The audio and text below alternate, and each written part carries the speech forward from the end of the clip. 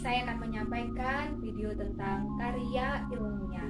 Karya ilmiah itu merupakan bagian dari karya tulis yang bisa berupa penelitian, penemuan, sebuah artikel, dan juga makalah. Bagaimana tentang karya ilmiah dan juga bagian-bagiannya? Simak ulasannya berikut ini. Hai sahabat bahasa, kali ini saya akan mengajak kalian memahami tentang karya ilmiah serta bagian-bagian pada karya ilmiah tersebut. Apakah yang dimaksud dengan karya ilmiah? Karya ilmiah merupakan karangan ilmu pengetahuan yang menyajikan fakta dan ditulis menurut metodologi yang baik dan benar.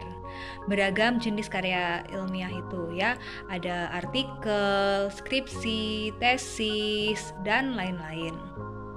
Mengenai ciri-ciri karya ilmiah, diantaranya ada menyajikan fakta objektif.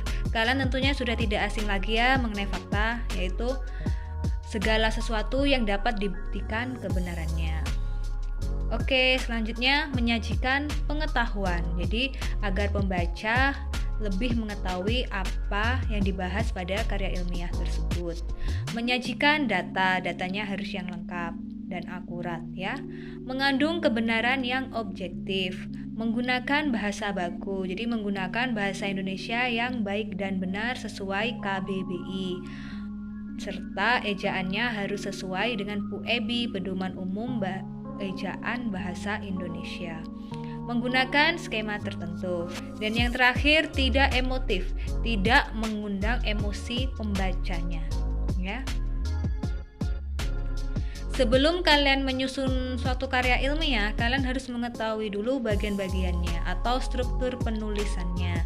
Ada 3 bagian, diantaranya bagian awal, isi, serta penutup. Pada bagian awal ini meliputi halaman judul, kata pengantar, daftar isi, dan daftar lampiran.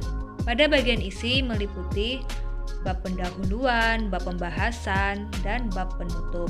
Pada bagian penutup meliputi kesimpulan dan saran. Mari kita bahas satu persatu mengenai struktur penulisan karya ilmiah. Yang pertama kita bahas pada struktur di bagian awal. Di antaranya halaman judul. Halaman judul di sini harus ditulis secara lengkap. Mengapa? Agar pembaca dapat mengetahui garis besar isi gambaran karya ilmiah tersebut. Berikutnya kata pengantar. Kata pengantar di sini berisi ucapan syukur, terima kasih, harapan penulis, serta diuraikan pula terkait tema tentang isi karya tersebut. Daftar isi. Pada daftar isi di sini mencantumkan secara jelas urutan bab dan subbab beserta halamannya. Misalnya kita akan mencari langsung ke bab pembahasan. Jadi di situ sudah tertera halamannya, ya. Daftar lampiran. Di sini mencantumkan seluruh lampiran yang ada beserta nomor halaman masing-masing. Berikutnya kita akan bahas ke bagian isi yang meliputi 3 bab. Yang pertama, bab pendahuluan. Di sini ada latar belakang. Latar belakang itu berisi alasan dibuatnya karya ilmiah tersebut. Batasan masalah. Di sini berisi kedalaman ilmu dan area pembahasannya. Rumusan masalah. Di sini berupa kalimat tanya ya. Biasanya menggunakan kata tanya mengapa atau bagaimana. Mengapa demikian? Karena dibutuhkan uraian yang panjang. Jadi pada rumusan masalah itu nanti yang menjadi acuan kita pada bab pembahasan. Tujuan penulisan mengacu pada pertanyaan-pertanyaan dan rumus dari rumusan masalah itu. Lalu manfaat, tercapainya tujuan dan terjawabnya rumusan masalah secara akurat. Berikutnya bab pembahasan. Jadi kalau kita sudah membuat pada bab pendahuluan, kita akan lebih mudah pada bab pembahasan karena di sini tinggal menguraikannya saja. Meliputi kajian teoristis.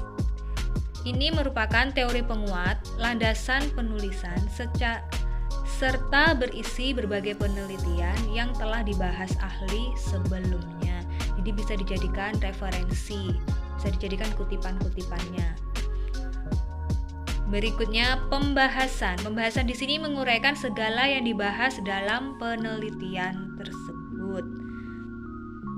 Baru yang terakhir pada bagian isi yaitu bab penutup. Di sini berisi kesimpulan dan saran. Kesimpulan di sini menyimpulkan hasil dari penelitian, penemuan, atau apa yang kalian bahas pada karya ilmiah tersebut. Saran, di sini hal-hal yang potensial akan dibahas di penelitian berikutnya. Nah, yang terakhir bagian penutup ini berisi daftar pustaka serta lampiran. Daftar pustaka ini berbagai catatan sumber pustaka yang digunakan dalam penulisan karya ilmiah. Jadi pada karya ilmiah tersebut kalian pasti menggunakan beberapa buku ya sebagai acuan, sebagai referensi, serta mungkin wawancara dengan narasumber yang merupakan tokoh atau ahli sebelumnya. Lampiran. Di sini pelengkap penelitian, misalnya catatan data, catatan proses pelengkap, dan bukti-bukti tambahan seperti surat izin dan sejenisnya. Demikianlah saya menyampaikan mengenai bagian-bagian dari karya ilmiah. Semoga kalian bisa menyusun karya